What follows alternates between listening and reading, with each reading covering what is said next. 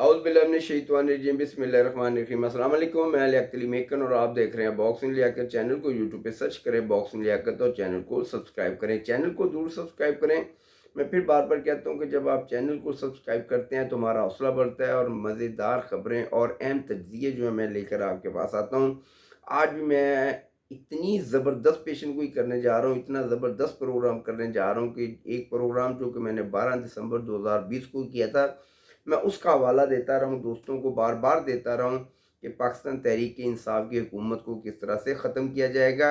और आज आर्टिकल 184 को लेकर मैं बात करूँगा कि क्या आर्टिकल 184 ये जो नया कानून बनाया गया है, इससे मियाँ मोहम्मद नवाज शरीफ फ़ायदा उठा पाएंगे या जहांगीर तरीन फ़ायदा उठा पाएंगे या कोई और पुरस्कार शख्सियत है जो तमाम का तमाम फ़ायदा हासिल करेगी और इन दोनों लोगों के हाथ में शायद कुछ भी ना आए। और जो लोग ये समझते हैं कि मियाँ नवाज शरीफ साहब जो हैं वो शायद चौथी मरतबा इस मुल्क के वज़ीर आज़म बन जाए, इस पर मैं तजिया करूँगा।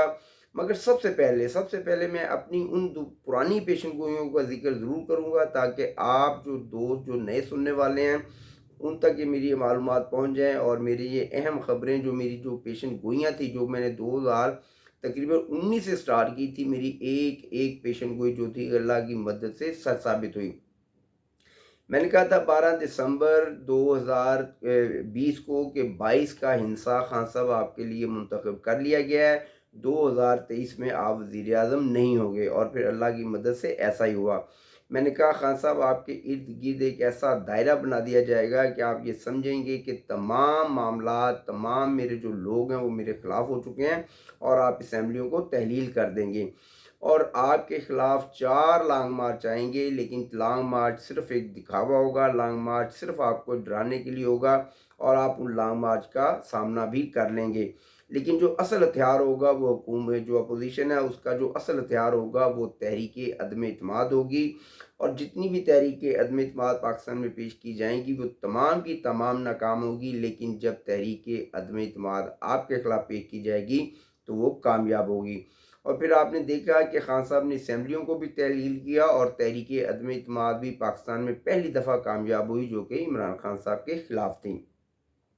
मेरी और बहुत ज़्यादा पेशन गोइयाँ मैं इस वक्त बात कर रहा हूँ तो मेरे ज़हन में नहीं आ रही। जब उस्मान बुज़दार को लेकर पूरी पीटीआई जो थी उन्होंने एक फ़ैसला कर लिया कि उस्मान बुज़दार को हमने वज़ारत आला से हटाना है, तो मैंने उस वक़्त प्रोग्राम किया। मैंने कहा कि अब उस्मान बुज़दार को चाहकर पाकिस्तान तहरीक इंसाफ तो क्या इमरान खान भी हटा नहीं पाएँगे और उसकी जो बुनियादी वजह थी वो मैंने ये कही थी कि पूरा जनूबी पंजाब उस्मान बुज़दार की पुश्त के पीछे खड़ा है, क्योंकि जनूबी पंजाब के अंदर अगर सबसे ज़्यादा काम यूसुफ रज़ा गिलानी के बाद किसी ने किया है तो उस्मान बुज़दार ने किया है। और सबसे ज़्यादा जो फंड हैं उन्होंने एमएनएस को भी फंड जो थे वो जारी करवाए, पंजाब के जो फंड थे एमएनएस को भी जारी करवाए।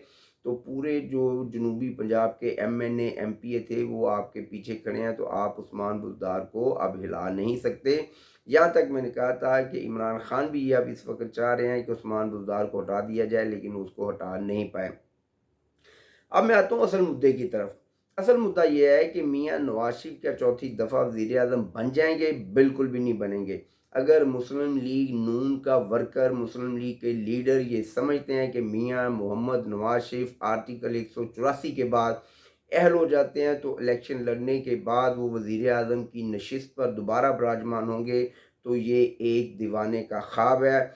मियाँ नवाज शरीफ अब पाकिस्तान के दोबारा से वज़ीर आज़म मुंतखब नहीं होंगे। मेरे आज का इस प्रोग्राम जो कि तकरीबन 31 मई है, इसको याद रखिएगा। मैं फिर दोबारा से इसको दोहराऊँगा और मैं फिर ये चैलेंज के साथ कहूँगा कि मैंने ये पेशन गोई की थी कि मियाँ नवाज शरीफ अब आने वाले वक़्त में वज़ीर आज़म नहीं बन सकेंगे।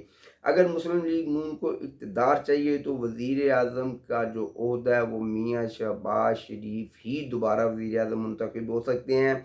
लेकिन इन तमाम मामलात में एक पुरस्रार शख्सियत है, एक तिलिस्मी शख्सियत है जो अपना काम कर रही है। बिलखसूस इस वक्त जनूबी पंजाब में वो बड़ी तेज़ी से सरगर्म है। मैं बात कर रहा हूँ पाकिस्तान पीपल्स पार्टी की। जनूबी पंजाब से एक बड़ा धड़ा जो है वो पाकिस्तान पीपल्स पार्टी में शमूलियत इख्तियार करेगा। क्या जहांगीर तरीन खान को इसका कोई फ़ायदा होगा? वो जो एक नई सियासी जमात बनाने जा रहे हैं, तो जहाँ तक मैं समझता हूँ कोई खातिर ख्वाह फ़ायदा उनको नहीं होगा। عمران خان دوبارہ سرپرائز دے سکتا ہے۔ اگر عمران خان نے دوبارہ کوئی ایسا سرپرائز دے دیا اور عوام نے جو ہے ان کے پیچھے کھڑے ہو گئی، پہلی بات تو یہ ہے کہ ابھی ان کو کسی جلسے کی اجازت نہیں دی جائے گی۔ اگر عمران خان کوئی جلسہ کرتے ہیں تو وہ ایک پھر دوبارہ سے بڑا بھرپور اور بڑا جلسہ ہوگا۔ ابھی تک ان تینوں لوگوں کے لیے، آصف علی زرداری، جہانگیر ترین اور عمران خان کے لیے جو سب سے بڑا ان کا جو ٹارگٹ ہے وہ عمران خان ہے، کہ عمران خان کی جو مقبولیت ہے، اس کی جو پاپولیرٹی ہے، اس کو کیسے ختم کیا جائے، اور چاہ کر بھی ابھی ان کی جو پاپولیرٹی ہے وہ قائم ہے۔ میں ہمیشہ عمران خان کے خلاف بات کرتا ہوں، میں نے کبھی بھی عمران خان کی فیور میں بات نہیں کی، لیکن ایک بندے کی جو حقیقت ہے، دیکھیں جب ہم تجزیہ کرتے ہیں تو ہمیں تمام معاملات کو دیکھنا ہوتا ہے، تمام چیزوں کو سمجھ کر بات کرنی ہوتی ہے، نہ کہ ہم نے صرف ایک ہی ڈگر پر چلنا ہوتا ہے۔ میں نے جو بات میاں نواز شریف کے حوالے سے کی ہے، مسلم لیگ کے بہت سے دوست ہیں جو کہ شاید میرے سے ناراض ہوں اور مجھے کمنٹ بھی کریں کہ جی یہ آپ کیا بات کر رہے ہیں، ہم تو ایسا قانون لا رہے ہیں جس کے ذریعے میاں نواز شریف پاکستان میں واپس آئیں گے۔ جہاں تک میں سمجھتا ہوں کہ ہو سکتا ہے کہ میاں نواز شریف پاکستان واپس ہی نہ آئیں۔ میری یہ باتوں کو یاد رکھیے گا، اور اس آرٹیکل کا جو تمام فائدہ ہے وہ جہانگیر خان ترین صاحب کو ہوگا۔ جہانگیر ترین ایک بڑا مثبت نام ہے، بڑی بہترین سیاست کرنے والا بندہ ہے، یاروں کا یار ہے، وہ جب کسی کے ساتھ چلتا ہے تو بڑا مخلص ہو کر، اور ہمیشہ ہم نے دیکھا ہے کہ جو لوگ اس کے ساتھ کھڑے ہوتے ہیں، آصف علی زرداری اور جہانگیر ترین میں اگر دیکھا جائے تو بالکل دونوں کی شخصیت ایک طرح ہے، کہ جو بھی لوگ ان کے ساتھ کھڑے ہوتے ہیں ہمیشہ ان کے ساتھ کھڑے رہتے ہیں۔ لیکن یہ ایک سیاست ہے، سیاست میں ایک نام ہونا، سیاست میں ایک پاپولیرٹی ہونا، یہ بہت بڑی بات ہوتی ہے۔ راتوں رات آپ کبھی بھی ایک سیاسی جماعت کو کھڑا نہیں کر سکتے، اور پھر کھڑا کرنے کے بعد کسی بھی صورت اس کو اقتدار میں نہیں لا سکتے۔ اقتدار کی جو جنگ ہے وہ تو مسلم لیگ نون اور پاکستان پیپلز پارٹی کے درمیان ہی ہوگی، لیکن اس میں اہم کردار جو ہے وہ جہانگیر خان ترین کریں گے، اور اگر جہانگیر خان ترین کوئی کردار اپنا ادا کرتے ہیں اور آزاد لوگ اقتدار جو اپنا کردار ہے وہ ادا کرتے ہیں، تو اس کا تمام جو جھکاؤ ہے پاکستان پیپلز پارٹی کی طرف ہوگا، نہ کہ مسلم لیگ نون کی طرف۔ مسلم لیگ نون کی طرف جھکاؤ صرف ایک ہی صورت ہو سکتا ہے کہ مسلم لیگ نون آئندہ بھی وزیر اعظم کے لیے میاں شہباز شریف کا ہی نام دے، تو معاملات کچھ سدھر سکتے ہیں۔ اگر میاں شہباز شریف کے علاوہ اگر انہوں نے کوئی دوسرا نام دیا، مریم نواز صاحبہ کا دیا یا میاں نواز شریف صاحب کا نام دیا، تو پاکستان مسلم لیگ نون اقتدار میں نہیں آئے گی۔ یہ بات میری یاد رکھیے گا، آج 31 مئی ہے جب میں یہ آپ سے بات کر رہا ہوں، کہ اگر میاں شہباز شریف کے علاوہ کوئی دوسری چوائس مسلم لیگ نون نے لی تو مسلم لیگ نون کے جو اقتدار کے دروازے ہیں ان کو پوری طرح سے بند کر دیا جائے گا، اور پھر جو ہے اقتدار کا جو سر کا تاج جو تاج ہے اقتدار کا، وہ پاکستان پیپلز پارٹی کے سر پہ رکھ دیا جائے گا۔ اس کے علاوہ کوئی دوسری چوائس نہیں ہے۔